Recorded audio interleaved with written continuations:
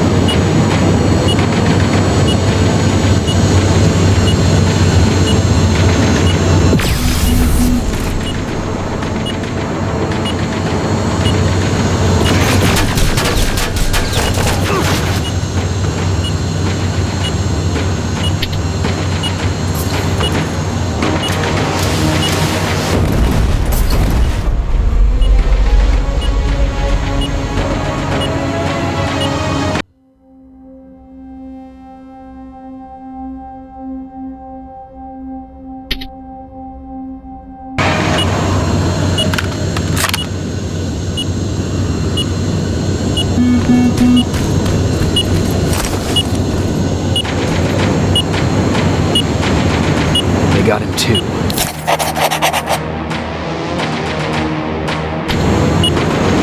His goggles look intact.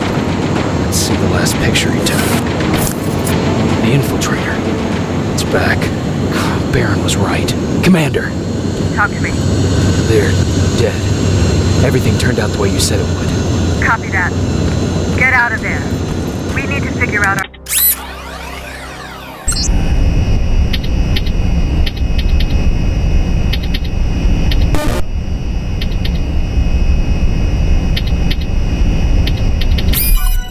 next move. Let's meet at the docks. Get there as soon as possible. Over and out. Why would she give out our location?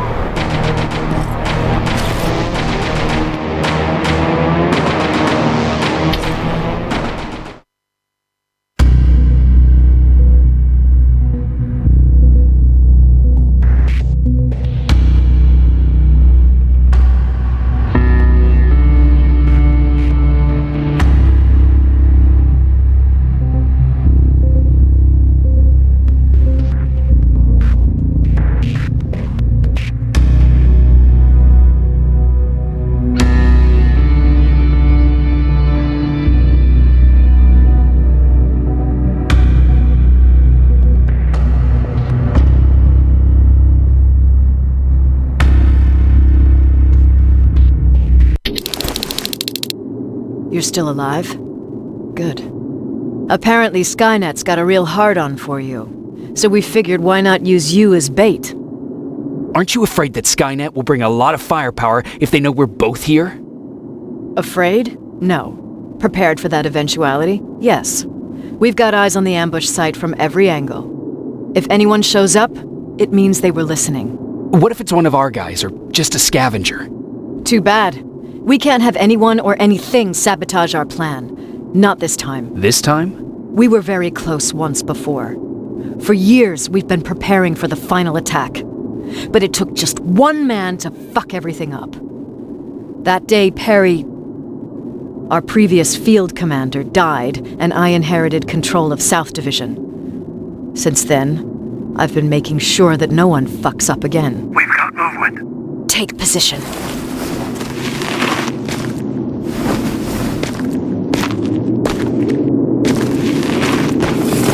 What do you have? A hooded man's walking down the street. Might be a scavenger. Rivers, you saw him. Is it the same model? Is it the infiltrator? I can't tell. We're waiting for your signal. I think that might be it. You think? Good enough for me. Cease fire! Cease fire! Target down! I repeat, target down! Go check him! Eyes on the target. Proceed with caution. Is he dead? What the fuck? It's the target! Can't get away. Fire at will!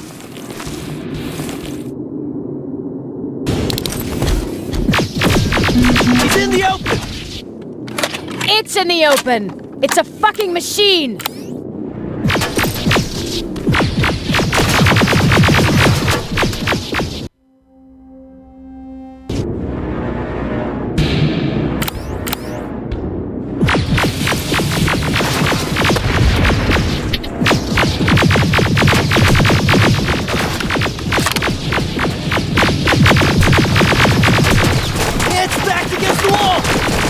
Got it now!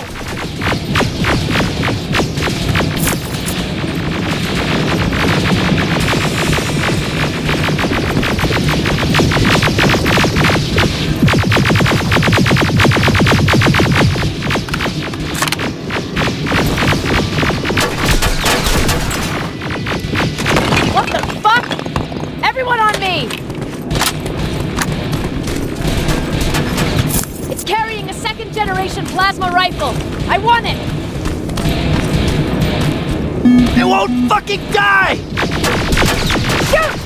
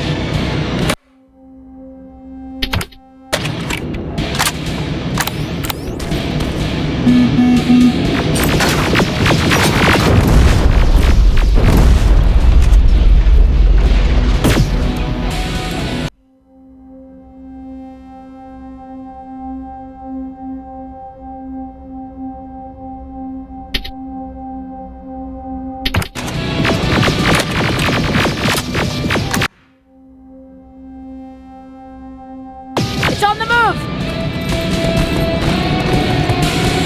Take cover!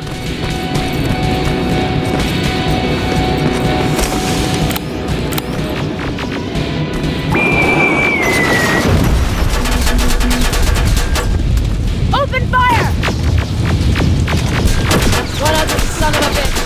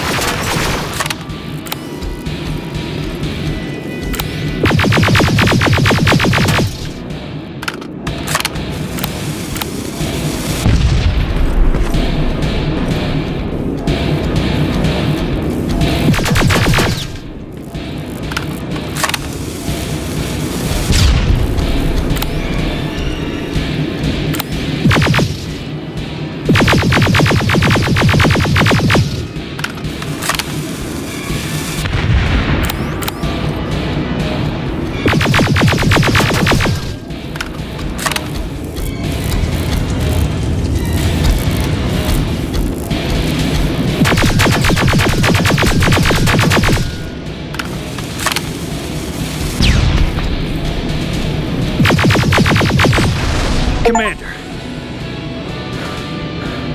We got it. We finally got it. Good job, Rivers. Stay there. We're on our way.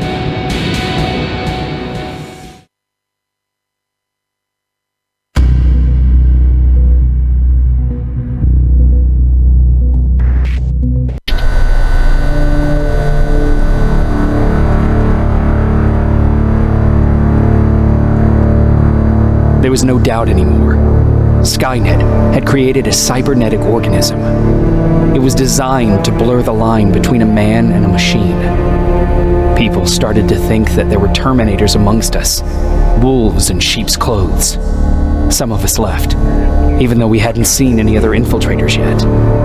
Or at least, we didn't think we had. And that fear of not knowing was what turned the tide of this war. That night, Skynet won.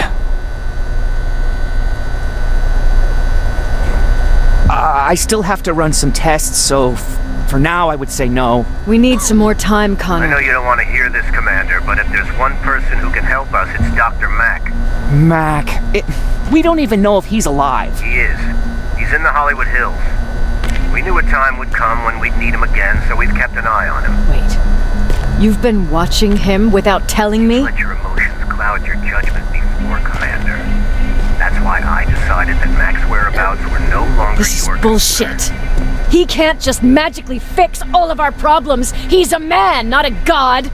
A man that makes That's mistakes. enough, Commander. You know what happened last time. He's the reason Perry's I dead. said that's enough.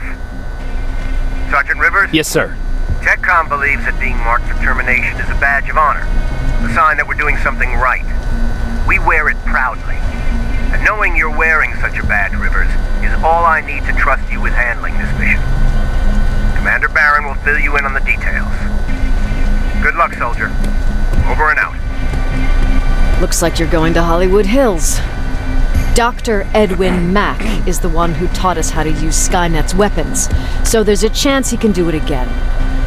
Take him that second-generation plasma rifle and see if he's able to reprogram it. If we want to use Skynet's weapons, we need to bypass their encryption lockouts.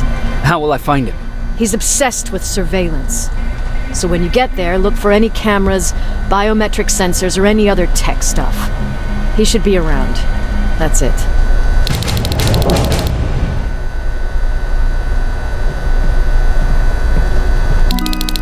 Sure, let's trust someone who gets called Dr. Death. That won't bite us in the ass. In the meantime, I'll see what I can learn from the new CPU we acquired from that infiltrator. This could be the breakthrough that we've all been waiting for. I need to concentrate, so please don't disturb me.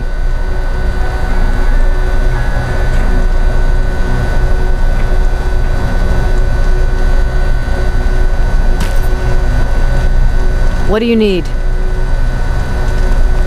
Anything I should know about Dr. Mack before I leave? Only that he can't be trusted and he's highly manipulative. So you need to stay cautious.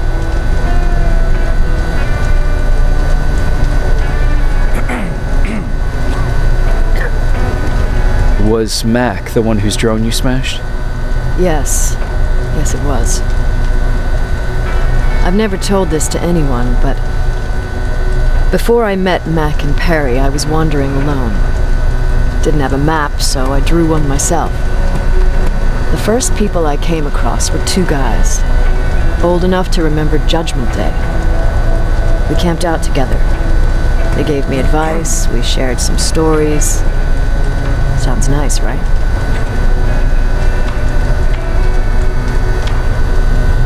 A little too good to be true. It was. I was too naive to notice it back then. When I woke up, all my things were gone, including my map. There I was, lost in the desert. Thirst and hunger. I knew I was gonna die. I passed out with my face in the sand. But next thing, I was lying in a bed, bathed and wearing clean clothes.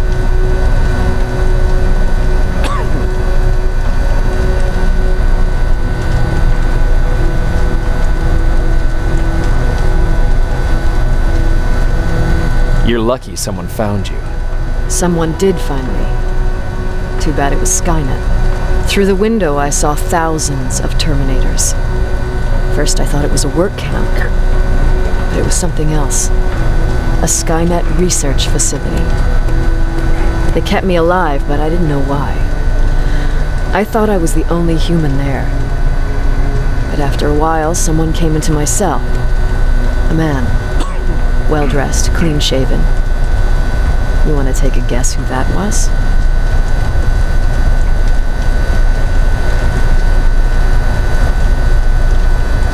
An infiltrator. In a way, he was a traitor to his race. Bastard was selling every piece of knowledge the machines didn't have. In return, they gave him everything he wanted. When he was done stuffing his face with food, he had another request. He wanted a hole. It lasted months until I got to wrap a towel around his neck and make his eyes pop.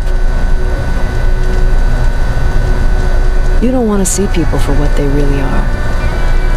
I've seen their true face. That traitor, those two guys in the desert, Mac, they all showed it to me. It's not pretty. The truth is, the only reason I fight for the Resistance is because I despise people just a little less than the machines.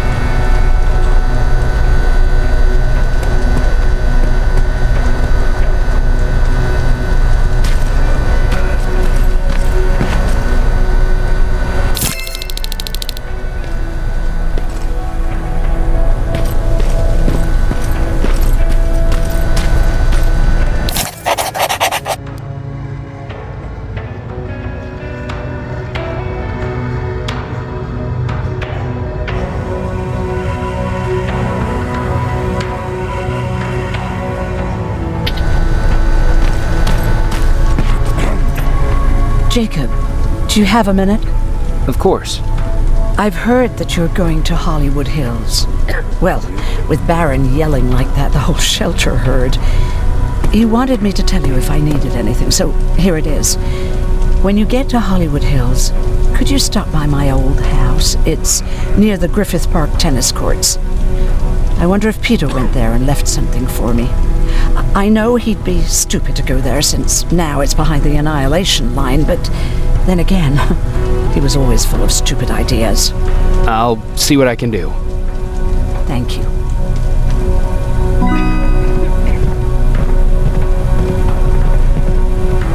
Look at him. He never talks to anyone. He just sits there. I bet he's one of those machines.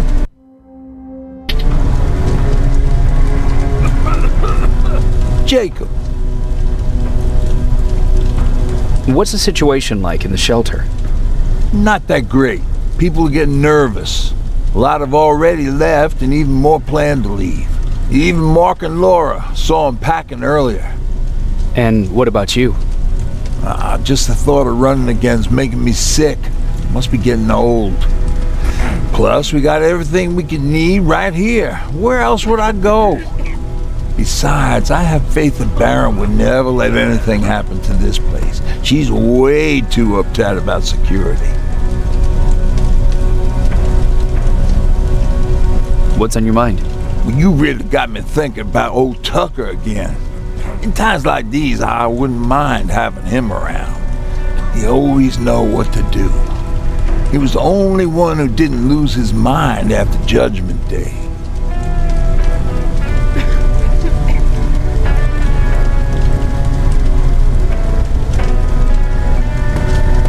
How did you handle it? I didn't. I couldn't understand it. Nowadays, children are born with the idea of death, but back then, I lived without a clue. I felt sick when I saw blood on TV. Tucker said, we need to be calm right now. I listened to him. We all did, survivors from the concert.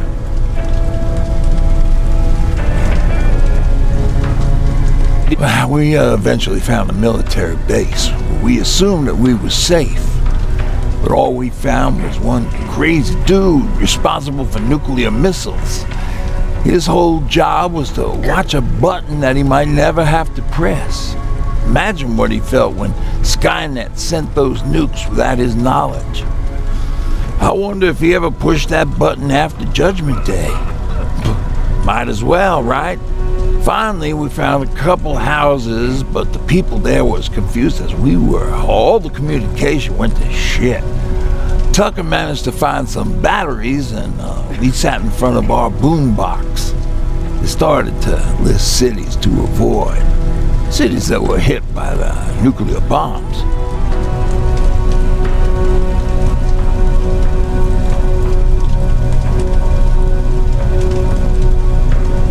Did your city get hit? The list was long. Until the very end, I was hoping that it wouldn't come up. But it did. And somehow it managed to surprise me. We looked at each other crying. We just wanted to go home and be with family, but Tucker said that for now, the safest place there is right where we were. So we decided to stay and start a camp. Well, honestly, not that much. At least not in the beginning. When we gave up on the idea of getting in touch with anyone, we just tried to adapt. Temperatures fell, we had to scavenge for food. All of a sudden, that became our life.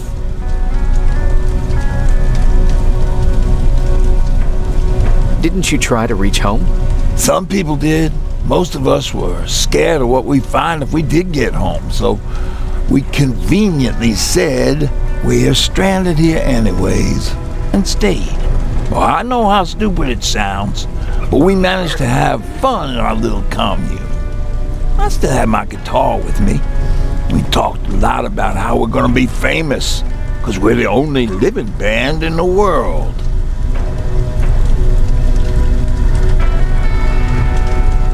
What was your band's name? Well, we were thinking about changing it to Survivor. We found out. What did Tucker do? Well, of course, he was the first one to help. He grabbed a lead pipe and ran up trying to kill it.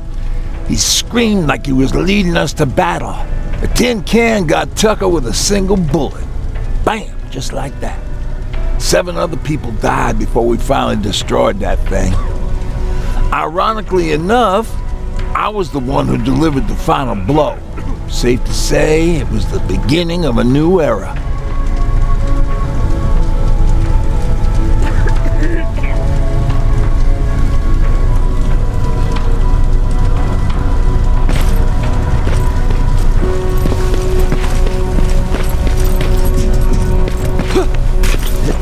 Is it true? They look human now? Oh, what's with the dogs?